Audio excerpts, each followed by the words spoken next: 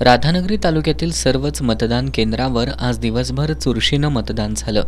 मतदान केंद्राबाहेर पाणपोई, आरोग्य सेवा, त्याचबरोबर वोटर स्लिप देण्याची सुविधा करण्यात आली होती. सर्वच केंद्रावर पोलीस बंदोबस्त तैनात करण्यात आल्यामुळं किरकोळ बाचाबाचीचे प्रकार वगळता सर्वत्र मतदान प्रक्रिया शांततेत पार पडली. या मतदारसंघातील महायुतीचे उमेदवार आमदार प्रकाश आंबेडकर यांनी गारगोटी, महाविकास आघाडीचे के.पी. पाटील यांनी मुदाळ इथं तर अपक्ष उमेदवार ए.वाय. पाटील यांनी सोळांकूर इथं मतदान केलं.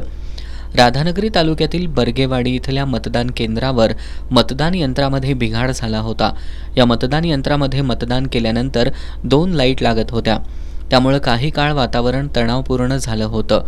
संबंधित अभियंत्यांनी दुरुस्ती करून मतदान यंत्र सुरळीत केलं. या ठिकाणी माजी आमदार के.पी. पाटील यांनी भेट दिली. यावेळी त्यांनी मतदान यंत्र नादुरुस्त असताना ज्या मतदारांनी मतदान केलं त्यांचं मतदान योग्य प्रकारे झालंय का याबाबत साशंकता व्यक्त केली. सुद्धा त्या निमित्तानं होते 3ऱ्या क्रमांकाला. आता आम्हाला दाखवलं त्यांनी बटन दाबलेलं तेच हे पडतंय, काय ते चिन्ह पडतंय आणि 1 लाईट लागते. त्यामुळे आता ते चालू केलंय.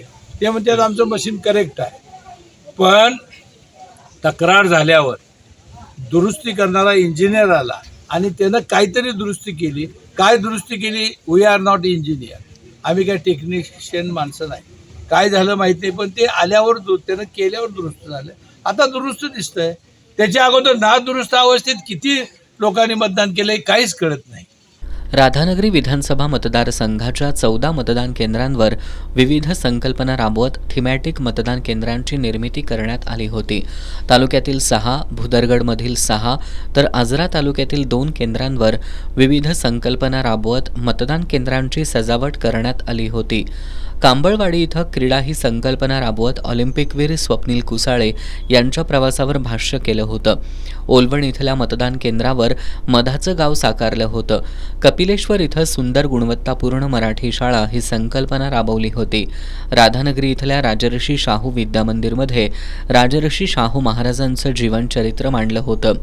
तर पुंगावात शिष्यवृत्तीची परंपरा, सरवडे इथं राधानगरीची वनसंपदा यावरील थीम मांडल्या होत्या. त्यामुळे या मतदान केंद्रांवर मतदारांचा चांगला प्रतिसाद मिळाला. वयोवृद्ध मतदारांना आणण्यासाठी सर्वच गटांच्या कार्यकर्त्यांमध्ये चढाओढ होती.